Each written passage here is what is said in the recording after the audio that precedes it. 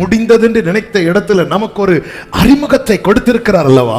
சுதந்திரிக்கும்படி நம்மை ஆயத்தப்படுத்தினதின் அடையாளமாய் அல்லவா இந்த யோர்தானை கடக்க பண்ணி இருக்கிறார். அவரோடு உடன்படிக்கை செய்ய வைத்திருக்கிறார்.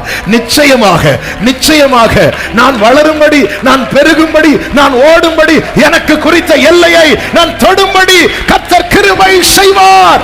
ஆமென் சொல்றவங்க நல்ல கைகளை தட்டி அவர் உண்மை உள்ளவர், அவர் உண்மை உள்ளவர். ஆமென் சொல்லுங்க பார்க்கலாம். உன் கையில் ஒப்பு கொடுத்தேன்னு ஒப்பு கொடுத்ததுதான். அந்த 6வது அதிகாரத்திலேயே அவர்கள் கண்களுக்கு முன்பாக இருந்த எரிகோவும் அதன் வாசலும் இடிந்து தரைமட்டமானது. இதற்காக இவர்கள் செய்தது என்னன்னு பார்த்தா, இது விழும்படி இவங்க ஒண்ணுமே செய்யல. இவர்கள் சுதந்திரிக்கும்படி செய்தார்கள். என்ன செய்தார்கள் தெரியுமா? கர்த்தரை பாடி துதித்தார்கள். இது விழும்படி செய்ய வேண்டியது கர்த்தர், ஆனா அது சுதந்திரிக்கும்படி நீ செய்ய வேண்டியது கர்த்தருக்கு மகிமையை கொடுக்கணும்.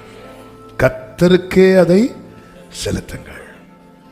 இந்த காலை வேளையில தேவ சமூகத்திலிருந்து கேட்கிற அன்பு உள்ளங்களே, இந்த மாலை வேளையில இந்த வார்த்தையை கேட்க போகிற அன்பு உள்ளங்களே, இயேசுவின் நாமத்தில் உங்களுக்கு சொல்லுகிறேன், நான் எப்படி நம்புவது? இந்த 3 காரியத்தை எழுதி வச்சிருக்கிறேன். உங்க அறிமுகத்தை பாருங்க, உங்க ஆரம்பத்தை பாருங்க, உங்க அழைப்பை பாருங்க. அது மாத்திரமல்ல, உங்களை தேவன் ஆயத்தப்படுத்துறதை பாருங்க.